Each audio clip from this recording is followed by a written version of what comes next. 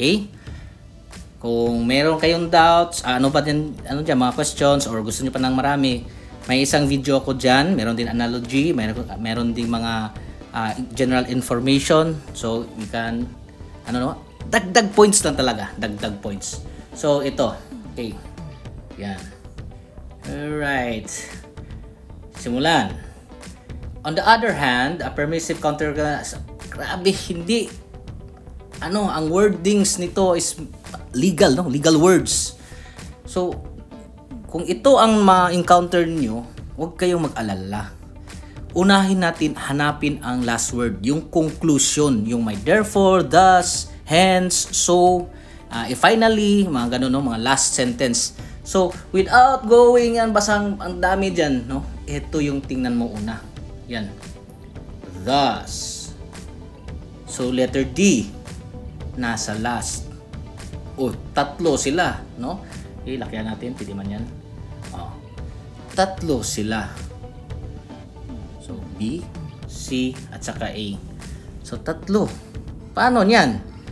Ang next step, hanapin ang contradictory. So, sa technique natin, hanapin natin yung negative or contradictory, no? Yung nagsimula lang sa dagdag points lang ito, okay? Okay, nagsimula siya in a compulsory counterclaim. Ayan, the compulsory ito. On the other hand, okay, no? Parang sa ano ba na ito yung linyada ng thought pero may tumagilid konti, no? In the other hand, kung right hand ito yung nasa other hand is yung left side. Biglang kumaliwa. So, yan yung third paragraph. So sa tayo? Sa last tayo nakahanap. Okay, iyan. So without going, no, without checking sa iba-ibang mga nakasulat diyan, kuha ka na agad. Dalawa lang. So to double check, BCAD, okay, BCAD. B. The compulsory counterclaim is within the jurisdiction Tapos BC, a compulsory ito yung support to the main topic. Ito yung topic. Ito yung support. Kung unahin niyo to, malito kayo, no? So para kasi silang interchangeable. Pero ito yung support to the main topic. Hindi puwerka na mataas yan o maliit yan, hindi, no? So makalito siya kasi dito a compulsory counterclaim. The compulsory counterclaim halos parehas is.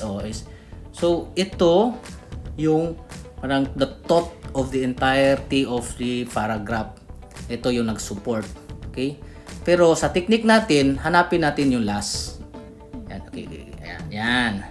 Thus, finally, dito naman, on the other hand, yan. Or, however, ay permissive yun, no? So, madali lang siya. So, ang answer niyan ay letter, number 2. Yan, no? B, C, A. Yan, ang sagot yan. Okay. Sa civil service numbers yan siya. 1, 2, 3, 4. Okay. Wala. Hindi pa nga. Nakita ko na. Therefore. Hindi ko pa nga na-check kung anong pinagsasabi dyan. Ayan na. Tapos, ayan na. However. Ayun na. Ito yung last. Ito yung third. Okay. Hanapin natin, B. Hanapin natin. AC. Okay. Ayan. Okay. Ayan na. Done. Done deal. Wala na. Wala mang AC dyan. Done deal. Hindi ko na babasahin yun na sa taas. Pero kung gusto nyo basahin, okay, post nyo lang. Okay. Ayan. I-double check nyo, i-post nyo lang. Okay. Yan. Yan. Putol man. Okay. Yan. Double check nyo lang. Kung according ba siya. Pero, isang glance lang kita na agad. So, it took me 30 seconds? O mas marami akong time sa ibang subject. So, dito. Ayan, A na naman ulit. Yan. But, okay, the foreigner. Ito yung contradictory third. Third. So, gusto nyo i-double check, itingnan nyo. Okay. Pero nasagot ko na agad within 10 seconds. Hindi, porket ako nang gumawa nito. Ganyan. But the technique itself, that technique po, no? Importante yung technique. So, ganyan natin, plakihin natin. Ito yung una. Ano naman? BCD. Yan. Uy, ano yan? A. So. C. A, C. Anong B? B. Yan. So, ito ang sagot. Okay? A divorce decree, even if valid obtained abroad, abroad cannot have effect in the blah blah blah. Tapos B. It requires judicial recognition through blah blah blah blah blah. But a foreigner can file a petition for one. So, he must also, very clear. Dinalian ko lang, no, para kasi exam ito, hindi ito hindi ito contest na paramihan lang talaga ng score. So ito, kung makuha nyo agad ito immediately thereafter, no, sa pag-bell, likod agad yung check nyo, yung ang sagutin nyo, ito talaga. Kung makuha nyo ito within 5 minutes or 3 minutes, very good.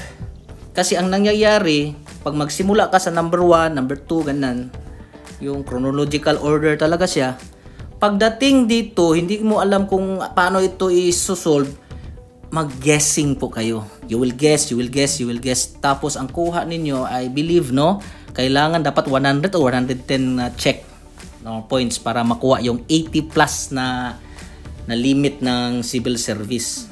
So, kung ito ay 20 points, last time, sa tingin ko 20, no, 20 or 10.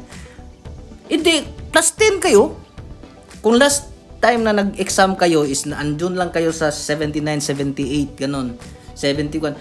Ito talaga yung makapush sa inyo. Makapush nyo na, it's just how to pass. Huwag nyo nang itap yan. Pass lang.